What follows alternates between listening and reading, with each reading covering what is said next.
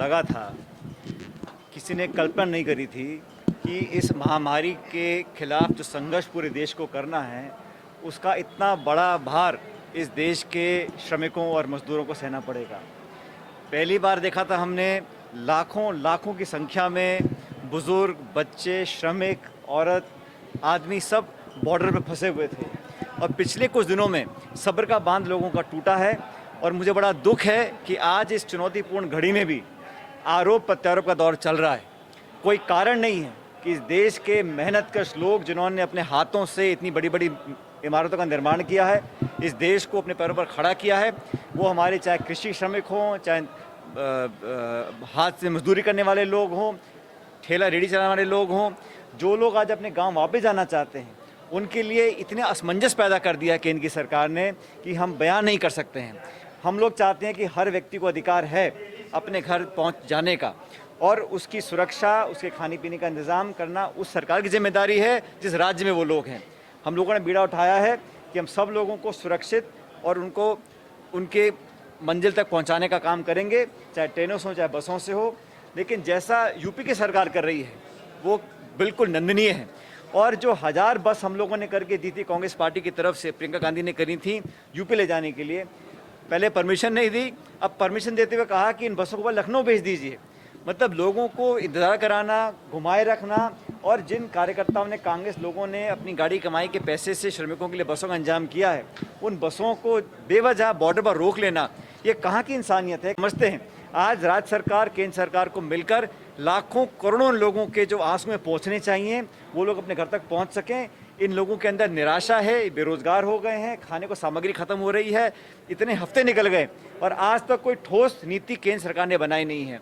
राजस्थान में हम लोगों ने, सरकार ने और पार्टी ने मिलकर सैकड़ों लोगों को वापस भेजा है और लाखों लोग वापस आना भी चाहते हैं। लेकिन मुझे दुख होता है जब श्रमिकों के नाम पर, चाहे वित्त मंत्री महोदय हों जिन्होंने राहुल गांधी जी के बारे में टिप्पणी करी, वो निंदनीय है, अशोभनीय है। अगर किसी का दुख बांटना, किसी श्रमिक को मदद करना, उसको बॉर्डर तक पहुंचाना, उसके लिए बस का इंतजाम करना, ये कहाँ से दिखावा हो गया।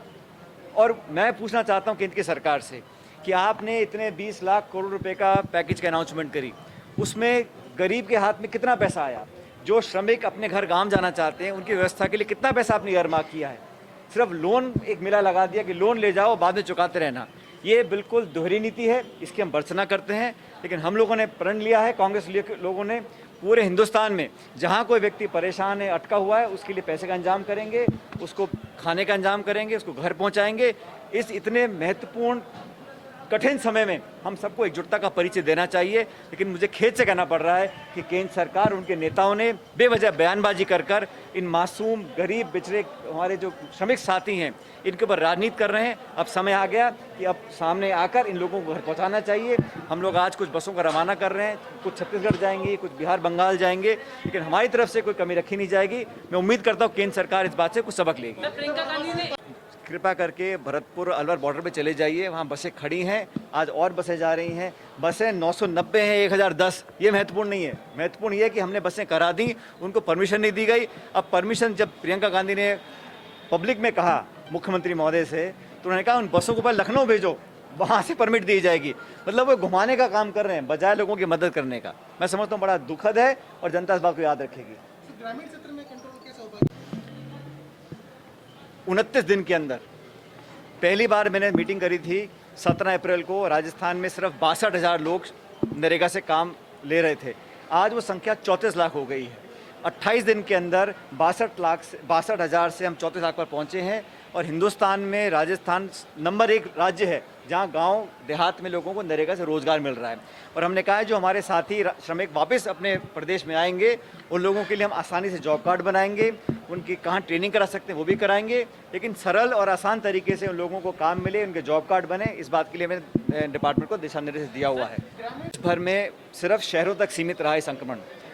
इस संक्रमण को किसी भी कीमत पे हम ग्रामीण क्षेत्र में फैलने की इजाज़त नहीं दे सकते हैं। चाहे कुछ करना पड़े, हमें इसको यहाँ पर है कंटेनमेंट जोन्स, रेड जोन में रोकना पड़ेगा। और स्ट्रिक्ट प्रोटोकॉल हम लोगों ने डेवलप किया है राज्य स्तर पर, जिला स्तर पर, ब्लॉक स्तर पर, पंचायत स्तर पर। हर जनप्रतिनिधि, हर अधिकारी, हर कर्मचारी इसमें लगा हुआ है कि ये संक्रमण गाँव में ना फैले। इस देश में अभी हमारा रिकवरी रेट अच्छा है, लेकिन गांव में हमारा हेल्थ इंफ्रास्ट्रक्चर इतना मजबूत नहीं है। अगर भगवान ना करे ये संक्रमण गांव में फैल गया तो संभालना बहुत भारी पड़ जाएगा। हमने पूरा डिपार्टमेंट ने, मंत्रालय ने, हम सब इसमें लगे हुए हैं कि कैसे इसको कंटेन करें, क्वारंटाइन करें, होम क्वारंटाइन करें, लेकिन ये संक्रमण गांव में ना फैले, हमारी पहली प्राथमिकता है। करें, सारी बसेस बॉर्डर पर खड़ी हैं, 2 दिन हो गए हैं और बसों को हम भेज रहे हैं। उत्तर प्रदेश, हरियाणा, पंजाब, जहाँ जहाँ हम भेज सकते हैं अपने बसों से भेज रहे हैं। लेकिन आप जानबूझ के परमिशन ना दो और फिर हम नेताओं के ऊपर उंगली उठाओ, आरोप प्रत्यारोप करो। मुझे समझ में नहीं आता कि आज के दिन आप किस इंसानियत का परिचय दे रहे हो। आज तो आपको मदद करनी चाहिए और एक दूसरे की पार्टी विचारधारा से परे हटकर लोगों की सहायता करने का एक काम करना चाहिए, वो नहीं कर पा रहे हैं।